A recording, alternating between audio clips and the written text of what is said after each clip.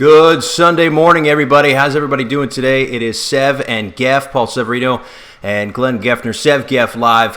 Geff, good to be with you again, buddy. How you doing? We're launching on YouTube today. Can you believe it? We're huge. How about that? We've got our own YouTube channel now. You can watch our shows live. You can watch them on replay.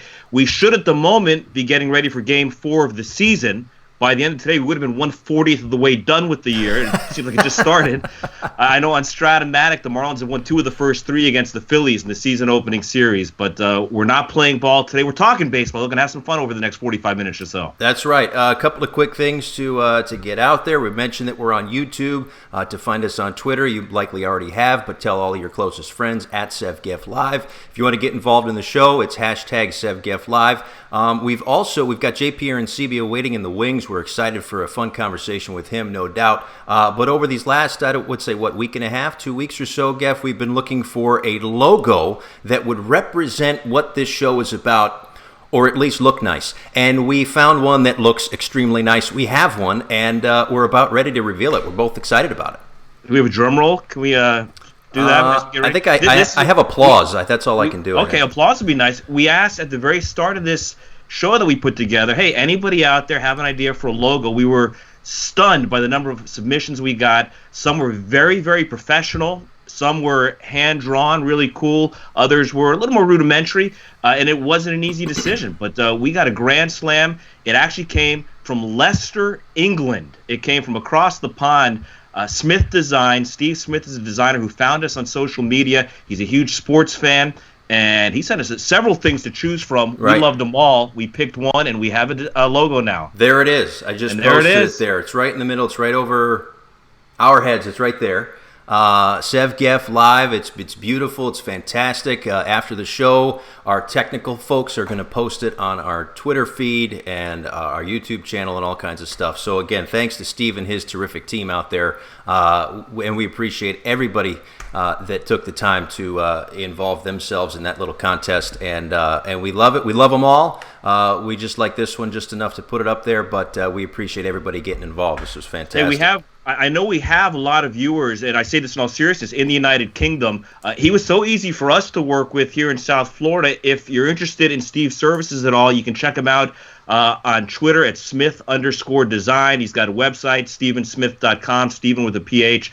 He's got some really cool stuff on his website as well. So next time that we're in the UK, we're going to hook Steve up, take him out for lunch or something, and hopefully get him over here to Marlins Park, because we offered 4 Marlins tickets to whoever wins this contest. Right. Steve knows he's got those waiting in the wings for him whenever he's here. So we're taking him out to lunch. I need to sign up for a Sev Geff corporate card. A Sev Geff corporate card. Right, okay, great. Fly over there, take him out to lunch. We'll do it in one day. Yeah, why not? I think we got time. Also, we're not going to get into the question, but Geff, your question of the day today, something to think about that we'll talk with JP about and hopefully get some responses as the show goes on.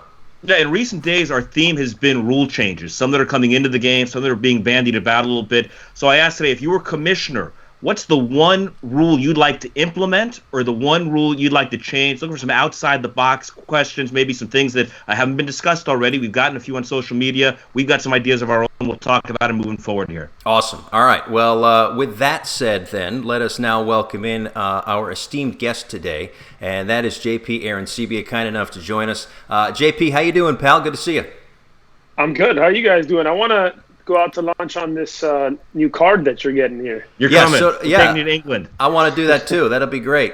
What are you up to these days? I mean, there's not really a whole lot to do, I guess.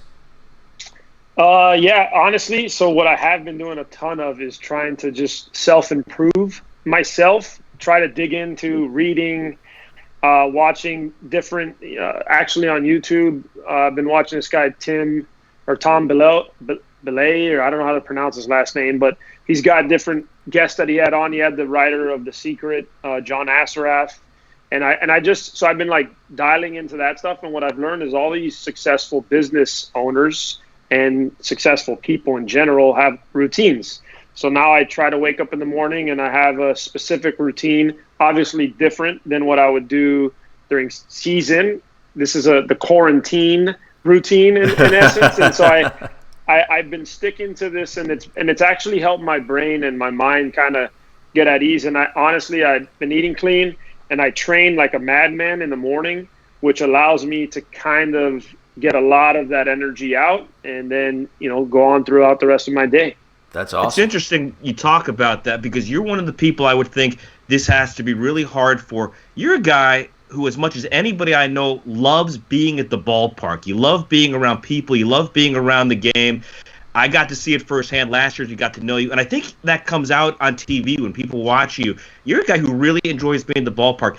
Not everybody in baseball, quite honestly, does. It's a job. You travel a lot. You're on the road a lot. It can be a grind. It's like anybody's job. You or I may think they've got the greatest job in the world until you see what goes on behind the scenes. Can you talk about where your love, that passion for the game comes from? I think it's just been instilled in me since I was a kid. Obviously you see pictures of a lot of players and just, anybody that's been around the game of having a baseball bat or a ball since they were a kid in their hands. And so I love it. And I was talking to somebody about this the other day, actually, Glenn. It's funny is I told somebody, when baseball is back, the days that I don't work, I literally will just be at the ballpark because I think it's really this time has really made me understand how much it truly means to me. Because I think when you play it for so long and then you get kind of a little beat up by the business side of the game and obviously my struggles and stuff like that, you kind of take it for granted about even just going to the ballpark, not even the opportunity to work. So one thing for me is I've been saying, and I do love going to the ballpark, and now it's even heightened in a sense because, again, like I said, I'm not kidding. The days that I'm not working, I will be around you guys and watching and hanging out because I miss the heck out of just being at the stadium. And that also, I find that this is just the way that the game is. Like, there's always something to be learned. And it could be something small on a day that you just happen to go to the ballpark and you're not working, but you go there and you hang out. You might learn something. It might spark your interest. And for us as broadcasters, we're looking for anything to kind of keep the conversation engaging and everything else. So if you just, that's why I love when you're hanging out by the cage, because you've always got a great perspective of something. So even if it's a day that you and I are not working together up in the booth, or you're not on the pregame show, or you're not working with Geff, whatever, like, all right, that was interesting, something JP said, I'll keep an eye on that, and then boom. And that's just kind of the way that baseball goes. It's, I don't know if cyclical is the right word, but the way that it's all kind of interconnected. It's every day. Yeah. It never stops. Yeah. So well, and for you guys too, what I'd ask, and this is for me, is I love going into the clubhouse. And I know some people are kind of in and out, but I actually love being around the guys because they have an energy because they're in the big leagues and they're, obviously enjoying their time. And so when you come in the clubhouse, there's just the vibe. It's a vibrant time in the clubhouse, in the dugout when they're coming out and just hanging around. Like, that's the stuff that I miss about, hey, dude, what about that swing yesterday? Like, that was a sick swinger. How did you lay off that pitch? And just those conversations is what I really do miss too. Yeah, I think we all miss the little things, and I don't know if we took them for granted. I guess as broadcasters, who knows? But we are all missing it, and hopefully we can get back to work soon enough. What are the little things you miss, Geff, every day, other than talking to me? Kind of going back to what JP started with, I miss the routine. You knew on a game day, you get up at the same time. You and I do the same sort of preparation every day. Yours is different than mine, but you just get into that routine, and it's like you're running on this treadmill constantly over the course of those 7-8 months at the same speed all day, every day. And when the season ends, or in this case, when the season doesn't start, that routine is totally turned upside down. Yeah. And while it's great to be home and spending time with family, we miss being around the people we enjoy being with on the baseball side. We love being with our families as well. But we miss being around the people that really become your family over the course of that long season. We miss that routine. We miss that if it's Sunday, it's probably a travel day, and you got to get dressed up, and you got to get on the plane after the game and go out and have a nice meal when you get into Cincinnati, whatever it may be. So it's just that routine that we get taken out of, and it'll be, I think, something that maybe we did in the past take for granted that we appreciate even more when we get back to work here before too long. Yeah, I think so. I hope so. And that's why Thursday was tough, JP. I know for you. Thursday was supposed to be opening day, and you got dressed up anyway. What was that all about? I mean, I was just fired up for the opportunity to put on anything that had to resemble baseball, any kind of baseball. I was just fired up to put on anything that had anything to do with baseball. You didn't get dressed up for us, though, but you did it on Thursday. He's wearing a collared shirt. That helps. Yeah, that's nice. At least it's not that awful Tennessee orange. Wait a second. Did you guys say that I didn't dress up for you guys? Well, hold on a second. That's the good thing about being mobile here. Yeah. I do have my helmet, and it's just sitting over here. And so I can put this bad boy Yeah, there it is. And I got my catcher's Just mitt. don't put a cup on for us right now. Yes, I will refrain from putting a cup on. And I have since I got done playing. But if you guys want, listen, I can hang out like this. You guys, you can catch a bullpen.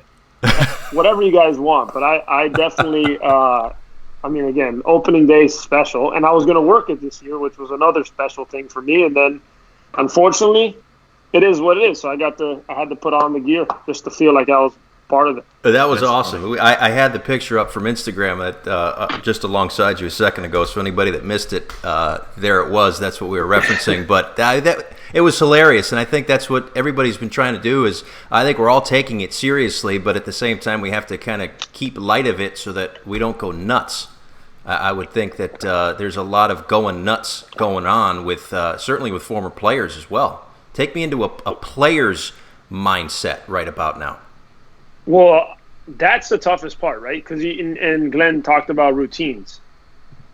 Players are insane creatures of habit. I mean, the routine is what makes guys incredibly special as well. So when that whole routine is kind of shut down, it's a real tough time because some guys can handle it and are okay with adjustments, and some guys it just puts them in a really dark place. And so, I talked to different guys of how are they throwing. They're at home. I talked to one of my friends, and he said, I can only play catch at 90 feet.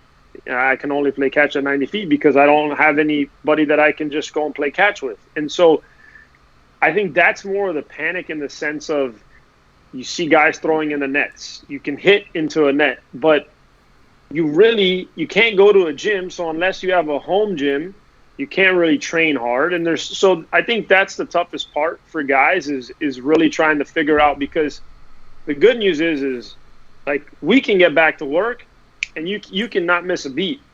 Those guys, they have to make their living based on their performances, and the team has to win based on their performances. So these guys are preparing to compete at the highest level on the planet, and they don't have that preparation. They don't have that opportunity to prepare. And I know that they're going to get a prorated, in a sense, spring training, but I talk to these guys and they say, hey, they're pretty much telling us we got to be ready. Like, it's on us to be ready, but also, like, how can you really be ready right away? I don't know. It's tough. Yeah. So if you were still playing, what would your days look like right now? What would you be doing on a daily basis to try to stay ready, especially when it's a moving target? You have no idea when you need to be ready at the end of the day. Well, honestly, a lot of this whole thing, no one understands, and no one can have prepared for it, and no one would know what they would be doing. In my sense, I think that I would be doing what I'm doing now, just added to baseball. I'm training hard in the morning. I run. I train outside in my front yard. Now it would be having to add the baseball. Would it be, throwing into a net? Would it be hitting into a net? Those are the things that I would be able to do. I talked to Jan Gomes recently too, and his biggest concern is, how do I stay in catching shape? Right, like the legs. How do I catch? How do I stay? So do you have to? Now it's when the creativity goes, okay, do I time myself and go, I'm going to try to watch a show or whatever, and in between commercials, that's my in between innings, and squat during the entire time, kind of moving and out. But I'll tell you one thing, if there's anything that the athletes and the high level athletes do, is they find the way. They do find the way, and they do incredible things. And so I'm sure there's guys doing unthinkable things to try to stay ready, but that's how I would handle it. So as a former catcher and someone who understands pitching very well, how do you think a starting pitcher who might have been up to 5 innings in spring training and now has to shut it down, how do you think starting pitchers should be going about this right now? Well, the biggest thing for starting pitchers is obviously your throwing and the intensity of the throwing, distance of the throwing, and your routines. And what I think is important during spring training is let's say you may have a 60 pitch limit, but it's more about the up and downs. And what I mean by up and downs is I throw the first inning, I sit down, I throw my second inning, I sit down, and that's where guys really have to take that step. And that's, you can throw 60 pitches in an inning, and it's very different than throwing 60 pitches in 2 innings or 60 pitches in 4 when you throw, you rest, you throw, you rest, you throw, you rest. And so I think if I was a pitcher and how I would instruct guys to throw would be that same style. If you were up to 5 innings, that was 5 up and downs. And you need to throw with high intensity into the net as hard as you can, as much as you can, and then sit down if it's mentally visualizing an inning or whatever it may be. And then from there, get back up and start throwing again and continue that, because that would be the closest thing you can to making it a simulation type game. Because listen, at the end of the day, your adrenaline makes a huge difference. All that stuff makes a big difference, but at least your arm stays in shape for that throw, rest, throw, rest, throw, rest. I think another thing that's interesting and that could get affected here, and obviously I'll defer to you, JP, on this one, is take me inside the mind of a catcher who, in the Marlins case, a Francisco Cervelli or a Jorge Alfaro last year, somebody who's new to the team who needed basically all these 6 weeks of spring training and maybe then some to learn each pitcher, to learn his staff, to know where he wants to go in certain situations, where he's comfortable, how much you can push him, what kind of personality he has. Like, in this downtime, do you think you might be on the phone more, like just trying to communicate with these guys and just get to know them as human beings so that you can help them as pitchers? Yeah, I mean, for sure. The psychological part of knowing a pitcher and the individual is huge. So the conversations would be a very important thing to be able to take into consideration and talking to guys. But the cool thing is nowadays the video is so great. The video is that catchers and anybody that really wants any kind of video, the video person that each team has can cut it up however you want. And so, for example, and this was back in 2014, and it, obviously we're much further along in as far as technology. But 2014, I signed with the Texas Rangers. My first call after talking to John Daniels was to the head of the video room to go, hey, I want every starter, I want all their starts, and I want that broken down, however it may be broken down. And so now you have plenty of time, which I actually think it actually helps these guys, because instead of learning on the fly, now you have time to watch start after start after start and see how did he bounce back when he was struggling this day, and what pitches when he was not hitting with the slider, how was he able to adjust? Was it fastball away and then all of a sudden his slider came back? Those are the things that you want to see. And then how they attack the guys. I mean, that's one thing that was a very big part of me learning Mark Burley was he doesn't shake. And if you have a pitcher that doesn't shake, you have to learn, hey, how does this guy attack these different hitters? In the first month, I was not good with him, and he had a very bad ERA. And I really took the blame for it, because when I started watching more and more film, I realized, like, man, I've been using him incorrectly. And so then after that, we made that adjustment, and it was off and running. So that's a huge part, is the video now that these guys are able to get. You mentioned working with Mark Burley, who we loved watching every 5 days when he was a Marlin in 2012. He worked fast. He was a pro's pro. He was so much fun to watch. We got a question from a viewer. Zach wanted to know, along those lines, of all the pitchers you work with over the years, who was the easiest guy to work with in terms of communication and the results that you got? But he also wants to know, who was the toughest guy to work with, the guy with the nastiest stuff that made your life really difficult? Well, okay, the easiest was Mark Burley. Honestly, the easiest was Mark Burley, because he had such control that I could call a pitch, for example, let's say it was a right-handed hitter, and we were throwing cutters in on a righty, okay? And I can throw a cutter and they'd foul it off. And I'd throw a cutter and they'd foul off. And then I'd throw another cutter in it and they'd take it. And they wouldn't even flinch at it. I knew right away that now he was just letting that pitch go. I knew at that point he had made the visual adjustment. He's not looking at that pitch anymore. He's trying to let it go. So I knew that I can throw something away and come back to a front door sinker, because if the cutter starts here, a front door sinker would start here and would start on this side. So if they're eliminating this pitch because it's coming into them, now I knew that this pitch was wide open, so I would be able to go to a sinker, which would end up coming back and being a strike, and that's how we would strike a guy out. And so he was super easy because I had 5 pitches. I can throw them at any time, and I could set up guys the entire at-bat. It was the most fun catching just because you can call a pitch and think 4 pitches ahead. Now, the toughest. Who'd you dread? I think I know this one. So, I think you Instagrammed about this the other day. I Instagrammed it, but I'm gonna do this as quick because I actually have a real good answer. But the toughest one was Ari Dickey because of knuckleball. But I caught him once, and I asked them never. They told me, "Hey, you're not catching him ever again," and that was good.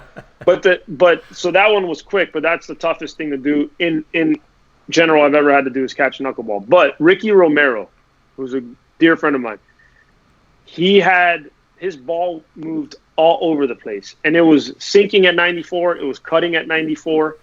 And he was so incredible. I mean, he had a changeup at 88 that looked like a split. He had a real good curveball.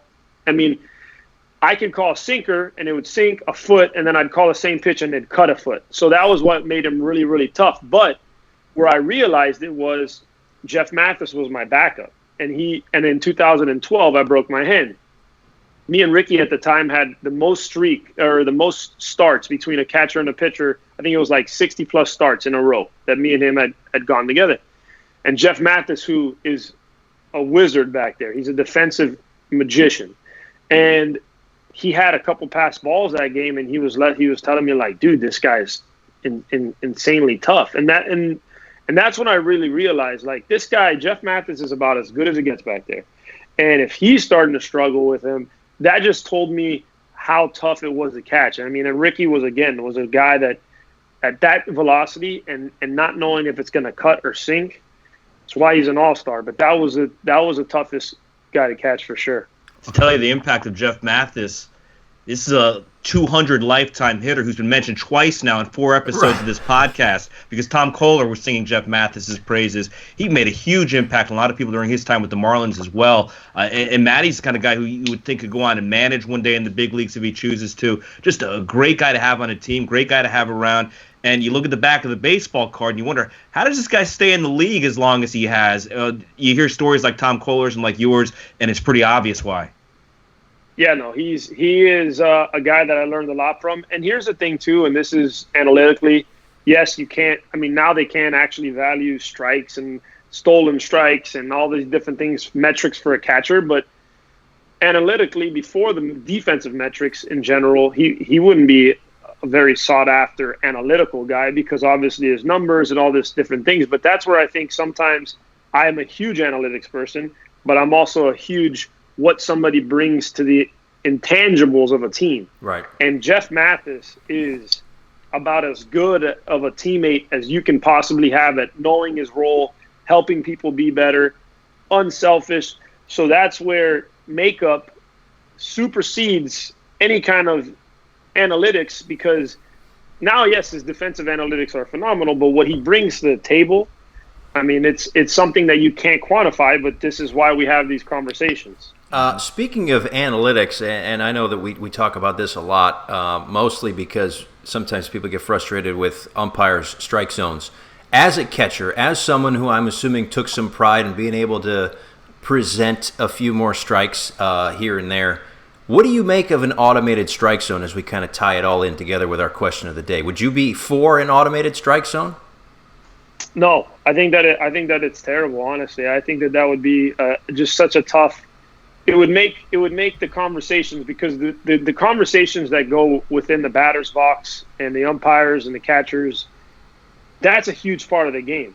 And a batter questioning a call and me being able to go, man, this hitter doesn't see what's going on right now. It's a strike and he thinks it's a ball, so I can stay on that same exact location. He's got no chance. Or just the conversation with the umpire, hey, where do you have that pitch? Oh, it's just off. When I know, actually, it's way off. But if it's just off, I can make a call based off of his answer. And so the human element is completely gone out of the equation right away. And I think these guys are better than they're not. But the problem is negative we see negative a lot more. We can have 100 positives. The 2 negatives are like what really comes into play. And so I just think that you see these breaking balls. I've seen countless videos of curveballs coming through the zone and hitting the dirt.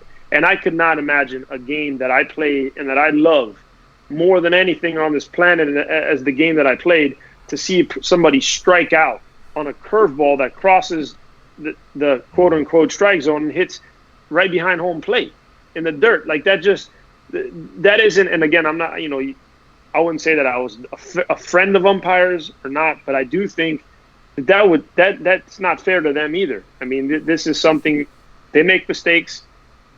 Newsflash, we all make mistakes. And so I think that's a beautiful part of the game. I think it's great that we were able to review out or safe. I think it's great that we're able to review home run calls. I think those are different things. But when you have the strike to ball, backdoor breaking balls, and it's both ways. Hitters will be upset about certain things, like those breaking balls that are strikes that hit the dirt, and pitchers are going to be upset because now that backdoor breaking ball that never came within the zone, but they get for a strike, they're going to be upset that they're missing it. So I don't think that you win either way. I'm not a fan of it. I threw that question out a couple of days ago on social media. We did a poll. Do you like the idea of an electronic strike zone or not? 61% of our Sev Geff Live viewers opposed it. They're with you on that, JP. You know what's also interesting? You talked about the analytics now that we use with catchers. And we talk a lot about pitch framing and stealing strikes, and how a guy like Austin Hedges in San Diego is so hugely valuable because of the strikes he gets and the runs he saves by his technique behind the plate.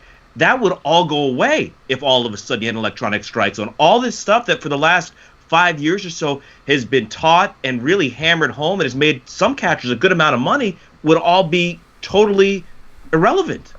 Well, and think about this too, and this is something, now you see all the catchers to a knee, because the reason why all these catchers, and I have this conversation with parents or this or what, or even old school coaches, that's lazy. No, what they've realized is if that knee is down, you could work under the ball and get many more strikes than you would if both knees were up in the air. So that's why you see even catchers with their knee down with runners on base, because what teams have said is analytically the premium over a time period is getting strikes. If I can get more strikes, we have a better opportunity at being more successful, as opposed to blocking that ball in the dirt or throwing out that runner, which is why, again, you see runners on base, guys with their knees down. But if that rule goes into place, there's no more premium on catching anymore. It really just becomes just block it and throw the guy out, because It doesn't matter if you catch it backhanded, however it is, it's going to be it's a strike or a ball regardless. So that would be a huge difference in the way things are done in general. It's you make interesting cases. I think I'd be somebody who would be for an automated strike zone, mainly from the pace of play aspect of it and the taking some of that complaining in between pitches out of it. But I 1,000% respect where you're coming from, and it absolutely would change the game. And I'm not one that wants to completely overhaul the game or think the game is broken at all. But do you not think it'd be worse though? And this is what I think. Do you not think it'd be worse? Is if you can't have the conversation with the umpire, think about when somebody's upset and they don't respond to you. That heightens the upsetness. It makes you more upset. So if there's somebody that's back there and you want to say something, but the guy's like, "Sorry, dude, this is how it buzzed," or however the system is, and then I think then it makes the tension even more. Is how I would interpret that. Yeah. Do you think the majority of players agree with you, JP? I mean, I would think it depends on what kind of player, in the sense of what position. Position obviously is going to be a huge part of this. Pitchers, I think, would always say that they would want something like this because they feel like they got pitches missed on them more. And hitters are going to tell you the opposite, because they're going to say they think they get strikes called on them that aren't strikes. So or the opposite, So that's my thing. Is I don't know. I think that just the human element to me is what really separates it. And I think that more people, if I were to be guessing, more people and players would say, I want that human element, as opposed to let's just make everybody robots. Right. Until you get rung up at a big spot, maybe. Yeah, but then I have somebody to scream at. I can be like, oh, that's not a strike. Yeah. And then they can answer me. You referenced your relationship with umpires and talking to umpires during games. Can you tell the casual fan who's never squatted behind the plate in a big league game what went into developing a rapport with umpires for you and how important that might have been? Well, just like scouting reports that you get for pitchers and hitters and just defense and anything, you get scouting reports on umpires. And before a series would start, I knew who was behind the plate the first, the second, and the third game of the series, and I knew where they were from, different hobbies that they had. I knew different avenues to have a conversation. And when this is obviously all when you're young, because when you're young, you're getting to know these guys. Now they even have cold, hot zones on umpires and where they miss, where this. They have all these different things that come into play. But as far as the relationship-wise, you have to work on these guys, especially as a young player. And you have to know, that certain person is from Kentucky. And they, are you a Wildcat fan? And then they'll say, no, I'm not a Wildcat fan. I hate the Wildcats. I'm a Louisville fan. So that's how you build that rapport. And then what I learned quick is that you got to be careful on how you approach being upset at them, because umpires have egos. And, if you kind of punk them and show them up, they're going to stick it to you. And if you're honest, you always win. And so what I mean by that is an umpire would ask me, hey, was that a strike? Let's say a hitter complained about a pitch. And he would ask me, after that at-bat was over, he'd ask me, hey, was that a strike on that guy? And I would say no. Even if it went against me, I would say, no, that was not a strike. Because in the seventh inning, when I had to go, hey, Greg Gibson, that was a freaking strike. And he'd go, I missed it. I got you. And you had that rapport. Also, what's funny is Joe West. Joe West is one of the toughest guys to crack, right? And so this is another way. and this is another way that you get to guys is I found out that he played football. And he was a quarterback in college. And I went out there and I told him, I was like, hey Joe, I got something to tell you. And he was like, what? I'm like, if you were on the same football field as me, I would have absolutely annihilated you. I was like, I played linebacker. I was like, I would have depleted you. And then he started laughing. And then right there, the whole conversation, ever since we were together back there, was, man, you're so lucky I didn't play football. And then the other thing to that is also, I'll make this quick because it is, as a hitter, I used to mess with umpires. And I would check them because, for example, I struck out on a pitch right down the middle, right? And these are the things that you can do to win them over. Is I struck out a pitch right down the middle, and I was like, I looked back and I went, no way! And he's like, where do you have that pitch? I'm like, right down the middle. And I walked off.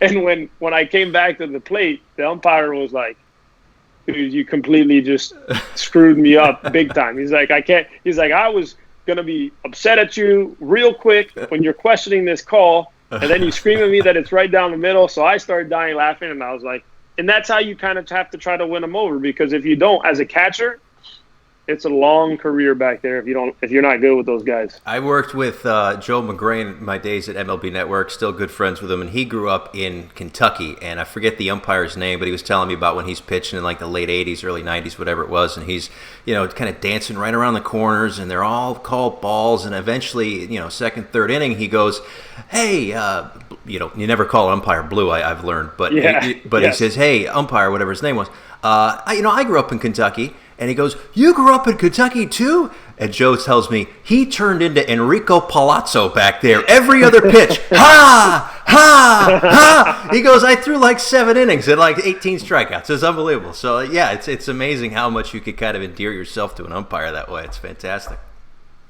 Yeah, for sure. It's honestly, also, here's a little quick story. I missed the ball one time. I got crossed up and runner on second base, and it hit the umpire square in the mask. I called a breaking ball. He threw a fastball. I ducked. It hit the umpire, right? It's just tough to adjust. Boom, square in the mask, ball drops. And I'm like, sorry. And the other umpires coming in, they're completely like, hey, what was that about? I'm like, he crossed me up. Everybody's upset at me.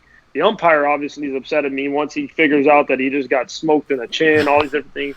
And so I was like, hey, listen, do you drink beer? And he's like, yeah. And I was like, what beer do you drink? He's like, Mick Ultra. I'm like, okay. And so when I went into the dugout, I literally ran straight into the clubhouse, and I went to the clubby, and I was like, hey, you need to buy 2 12-packs of Michelob Ultra and have them on ice after the game in the umpire's locker room, please. And he's like, done. So the next day I came out, all the umpires were looking for me, and they tipped their hat at me, and I was like, yes. You had friends for life.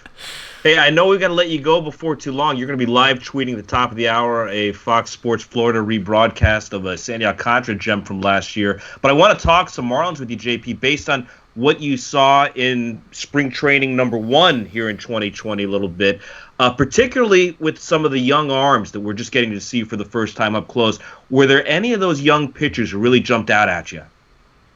Well, I mean, I think that Nick Neidhart, obviously, is really good, and he's really young. And I smile because you just start to watch all these guys, the Braxton Garretts, the Edward Cabreras, which to me, that was the guy that I was like, holy smokes. We obviously didn't get to watch Sixto Sanchez pitch, but you see him throw the ball and bullpens and stuff like that. Jordan Holloway, like, these guys are coming in throwing rockets. I mean, it's not like, this is not just like, oh, yeah, we have 1 or 2 guys that are, they got a chance. These guys are coming in, and it's like, oh, my gosh, like, what they have coming up is going to be dirty. And it's fun for me, and I'm sure it's fun for you guys because you see them pitch and you see them starting to compete. First of all, you walk around. These guys are monsters. I feel like everybody now is 6'5". It's like Dolphins camp. Dude, it's ridiculous. It's like tight ends walking around everywhere. And then they get on the mound, and I'm like, man, these guys, this is special. And it's just, you can feel a difference, and it's cool to see. I'm a Miami boy. I came up with the A.J. Burnett and the Brad Pennies and the Pavanos and all, and watched these young guys that were all coming in throwing fuel. And there were these young just gunslingers, and that's when they won. And you start to see this new wave that's about to come through here, and you're like, all right, this is starting to look a lot like Christmas in the sense of what they have coming. It's pretty special, and it's fun. That's the cool part for me, is watching these guys, because you're like, this is real close to being like, you're running out stud after stud after stud after stud after stud every 5 days. That's what makes a winning team. Yeah, that's what makes it a challenge too. Like, I did a radio interview the other day, and they asked me the same question that Geff just asked you, and it's like, it sounds like a cop-out because you don't want to list off a few guys, because you know that there's probably 4 or 5 or 6 other guys that you have forgotten to mention that are just as good. And it's I mentioned the other day, it's almost like an embarrassment of riches. Of course, we all know that they've got to prove it, get to the big leagues, and then prove that they belong and can stay there. But and stay healthy. And stay healthy, right. And those are big ifs, to be honest. But but the potential that's there is it's scary, and it's really exciting for those of us that get to watch it and be close to it on an everyday basis. Yeah, and I mean, it's fun. And then I mean, even Guzman comes in. I remember I was doing one radio game where I got to watch like Cabrera, Guzman, Holloway, and I'm like, hey, is this board stuck on 98 to 100? Like, is this gun hot? Is like everybody throwing that? And but that's what it is. That's what these guys are coming in, and they have some above average arms that are very close, and it's fun to watch. It's exciting. Yeah. Give us your thoughts after watching Jorge Alfaro behind the plate for a season in 2019. This is a youngish player who the Marlins brought in, who they hope will be a part of the long-term core. What did you see out of Jorge last year? I saw growth, honestly. I did see growth. Listen, everybody knows that this guy has one of the strongest throwing arms in baseball, right? So he's gonna make his throws. His biggest question was his aggressiveness, as far as, maybe not taking walks or laying off pitches, and his receiving abilities. I think that he got better. I was super encouraged by his plate discipline, because this guy, the numbers he's able to put up already in general, once he continues to know the league, know what pitchers are going to do against them, start to learn that kind of adjustment, and he continues because he can miss a ball and it still get into the second deck. That's how much power he has. So once he continues to hone that in, this is a guy that I think can hit over 270 with 25 plus. I mean, and that's big time numbers for an everyday player. Now, another thing that I think that was going to help him in going into this season was the addition of Eddie Rodriguez as a catching coach. I thought that was a huge – I played against Eddie since I was a kid here. I played against him in minor leagues. I played against him in the big leagues. Like, this guy is in this position so quick because he's a very, very good teacher and student of the game. And I thought he was going to do a real good job with him. And then that sign of Cervelli, the Francisco Cervelli sign, is a sneaky sign because you may think of it as – like, hey, you know, how is this going to work? Cervelli is one of the better catchers in the league, ball presenters. He really does a good job. And what's that going to do? That's all he's going to do is help Jorge Alfaro. All he's going to do is help Jorge Alfaro get better. So it was already a trajectory that I was encouraged to see. And then they made some additions, which I figured it would continue. Then another year experience, it would continue to get better. And so that's why it's cool, because if you have a catcher like that behind the plate that can erase a running game and also do the things that he can do offensively, I mean, now you're talking about one of the best catchers in baseball. Again, I know, JP, you got to run at the top of the hour, so we'll try to let you go get a quick breather in between there. You'll be live tweeting again. I'm good. The Fox Sports You're exhausted. We're doing now. No, I know. I know. I'm good. I got a lot of time. We can go. I know, but there's more to get to. That's why I was trying to pivot to our question of the day. I'm not letting you go just yet, pal. You're not done. I'm just pivoting to the next segment of our interview. Good. Here. I want to stay here for the next 20 days. All right, let's go. And you might be able to get your wish. If you were commissioner, this is Geff's question of the day that you could see on Twitter. If you were commissioner, what rule would you implement or change? Okay, so if I was the commissioner, and I want to get the okay from you guys, if I was commissioner, I'm going to make 3 rule changes because I'm the commissioner, right? You're the boss. You guys yeah. Okay, thank you guys. That's interesting game. The first one that I would make would be no more automatic intentional walk. And I know that there's like, oh, it's this time thing. It's not a time thing, but it takes a lot of guys off the hook. A lot of guys can throw a pitch down away at 95 miles an hour, and they cannot throw an intentional walk. And I think that is something that is part of the game, and you have to be able to do it. And so there's a lot of people when they implemented that rule that went, because they cannot do it. So as a catcher, even though I knew guys that could not, Octavio Dotel could not walk a guy in 4 pitches, it's part of the game. Another rule that I would implement is no shifting past second base.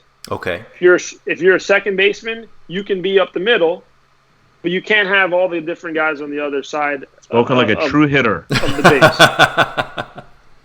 Well, you just can't. You can't have you cannot have 3 position players on left side of second base, or vice versa. I would say you cannot shift.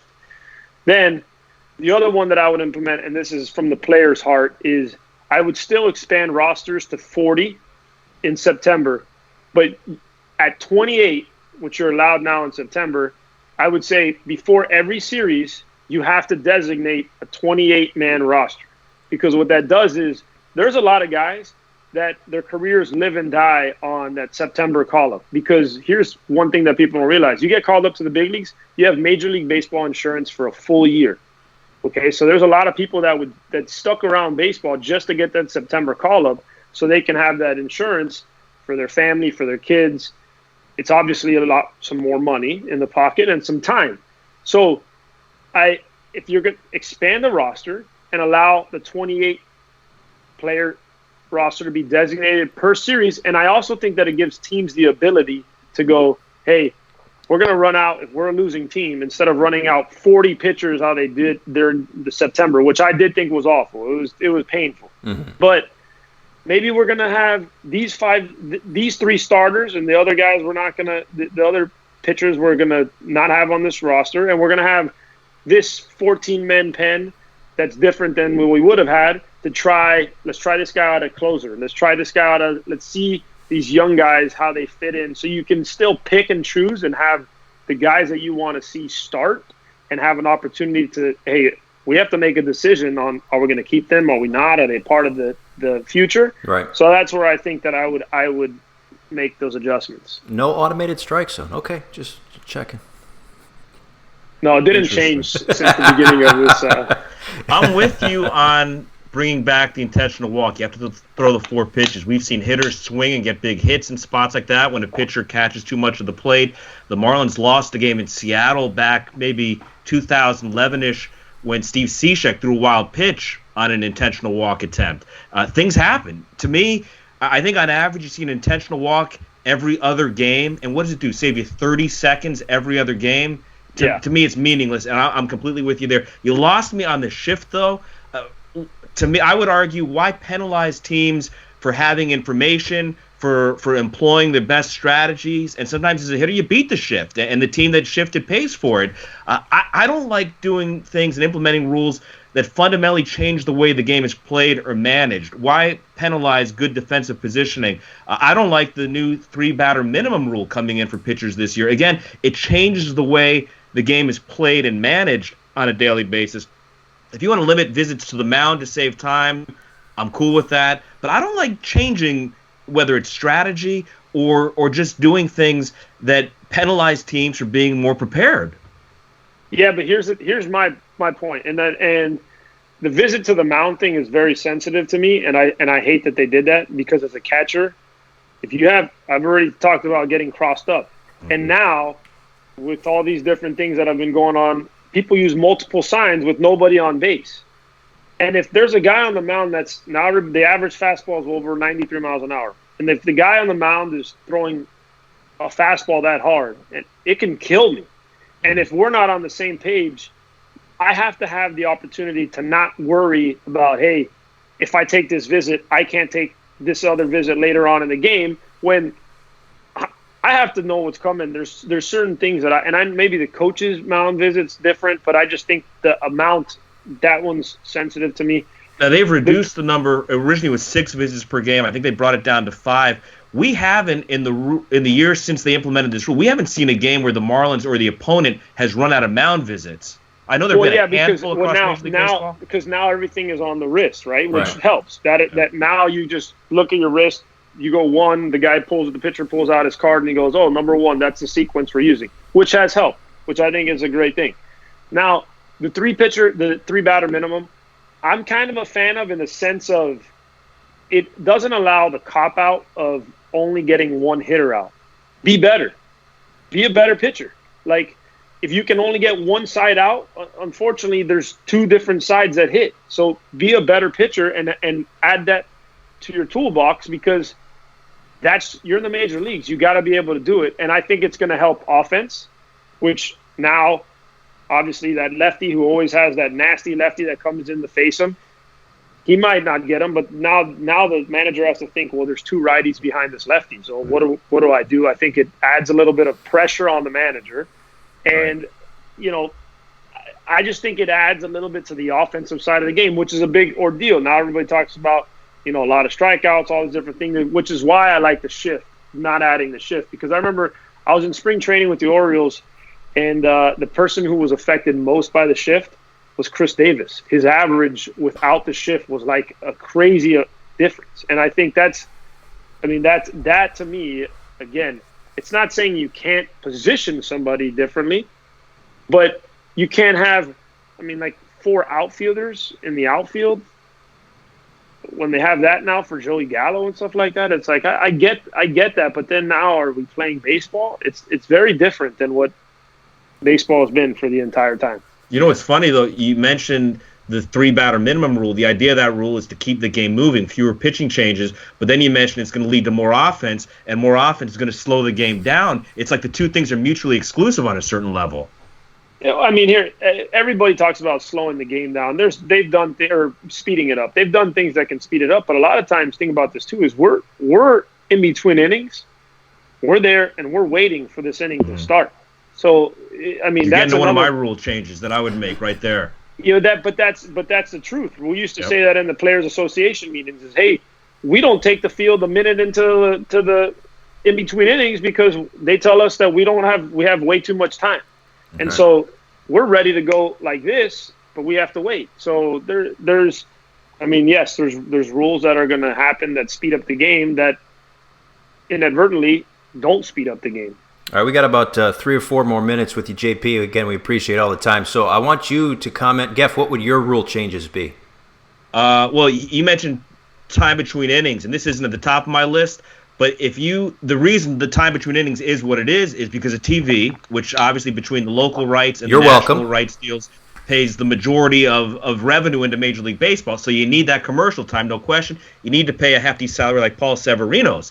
But if you were to lop 30 seconds off out of every half-inning break, you'd save 9 minutes per game. And if I'm TV, I make that up with on-screen digital-type advertising that people are going to see because they're not fast-forwarding through commercials, that they're not getting up and going to the bathroom or going to the kitchen to get something to eat or something to drink. To me, it's worth more to have something on screen during the inning than to have that 30-second spot in between innings. You watch the World Cup, the biggest sporting event in the world, they play the entire 45-minute first half without a single commercial break because of all they do on the screen. They do it again in the second half then. My big rule change that I'd make, though, is tie games. After 10 innings, if you're still tied, and I've talked about this on the radio in the past, it's Homerun Derby time, folks. And we're going to determine the outcome of this game, not by sitting here till 11:53 and playing 18 innings tonight, but after 10 tied innings, you pick 3 guys, they pick 3 guys, each gets 5 swings. To me, the MLB Network would cut into it. There's a Homerun Derby going on in Miami right now, the Phillies and Marlins. Let's check it out. Now, I would say this. You had to be eligible at the end of the game to participate. If you're a slugging right fielder who gets pulled for defense with a 3-2 lead in the 9th inning, you're out of the game. You can't play in the Homerun Derby. So you got to be either in the game or available off the bench. But you have your 3 guys, their 3 guys. If it's still tied after 15 swings, then a 4th guy, then a 5th guy, however long it takes. But it would be like the shootout in hockey or the shootout in soccer. To me, it would be great TV, and it would keep people in the ballpark because on a weeknight, you want to go home when you say, well, if this goes 16 innings, I can't stick around all night. But if you know after 10 you got the Homerun Derby, you're going to stay. I'm in. I'm waiting. That's all right. Let's do it. That's like 3-on-3 hockey, man. When I let's go it. to overtime, I'm like, let's go, because I know exciting. that it's about to be nonstop. I think that would be.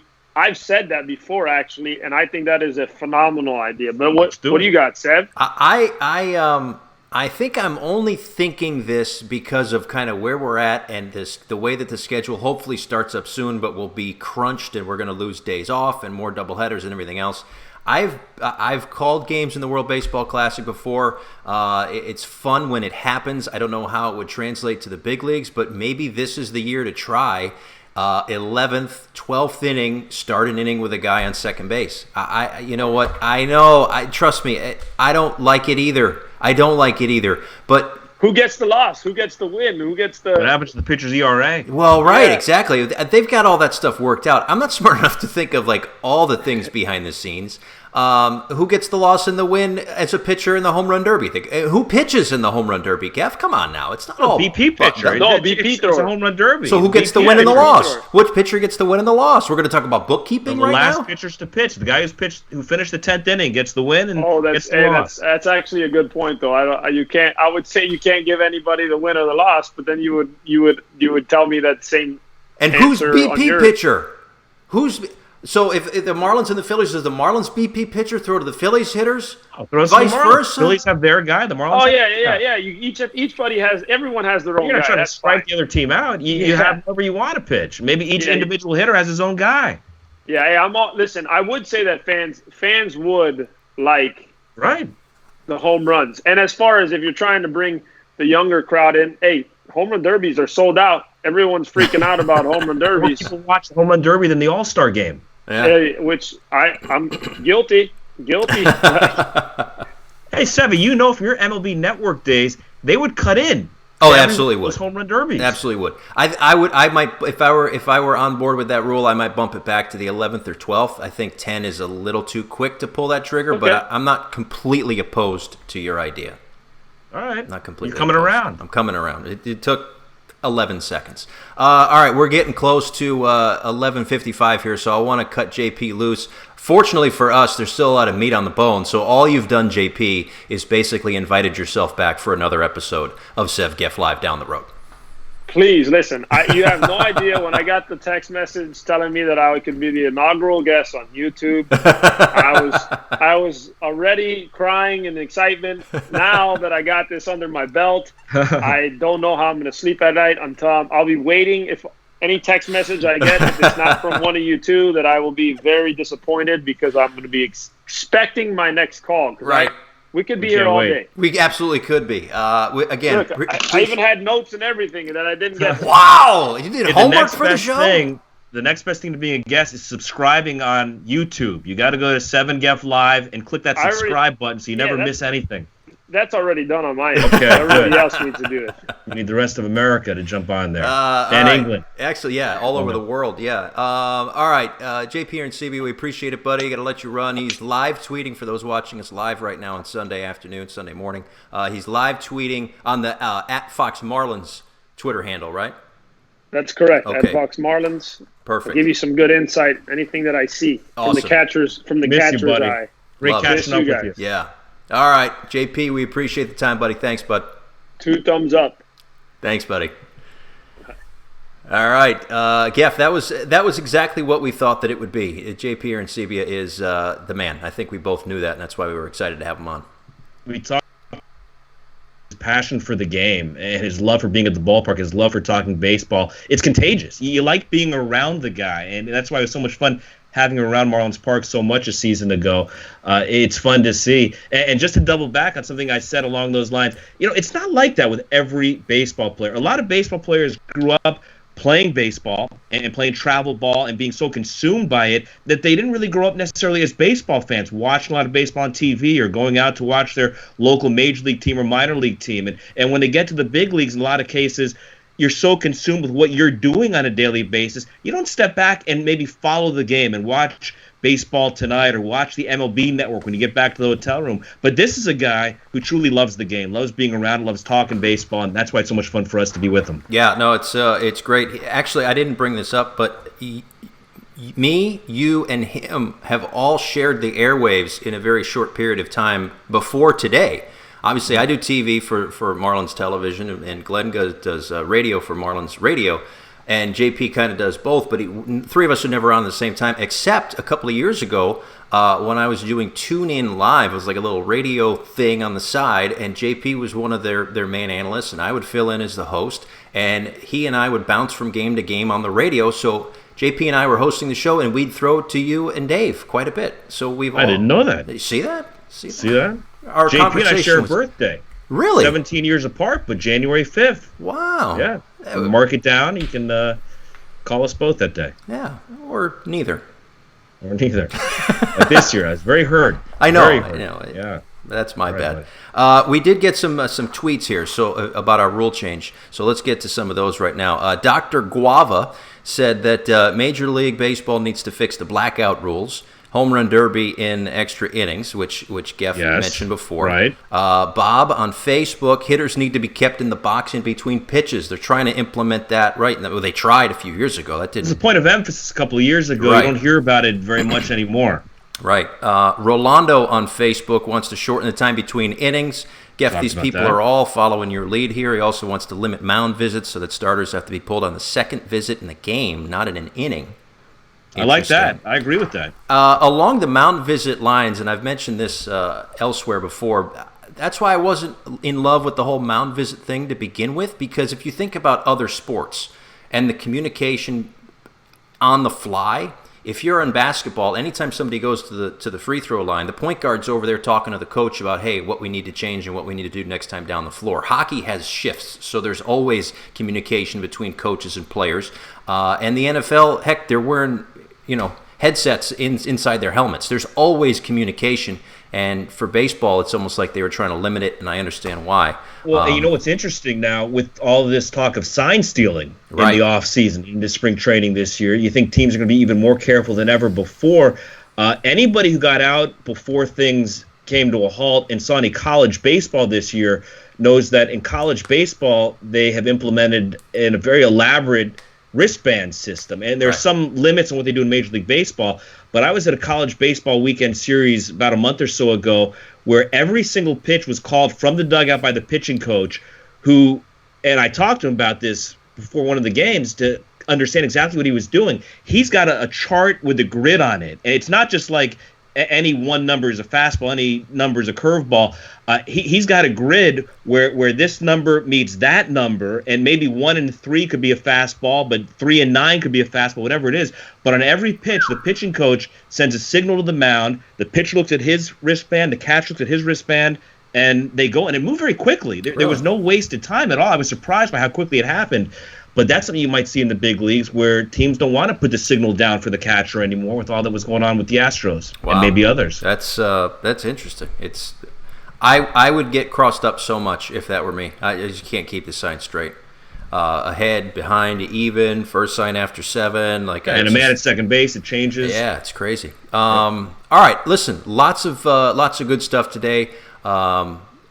A huge thanks to JP Arencibia. That was an awesome conversation, and we promise that will not be the only time that we have him on. A big thanks to Steve Smith of Smith Design for our new logo right there. And again, after the show, we are going to have that posted on our Twitter, at Sev Geff Live, on our new YouTube channel, which you folks are watching us on, and we appreciate that, Sev Geff Live on YouTube.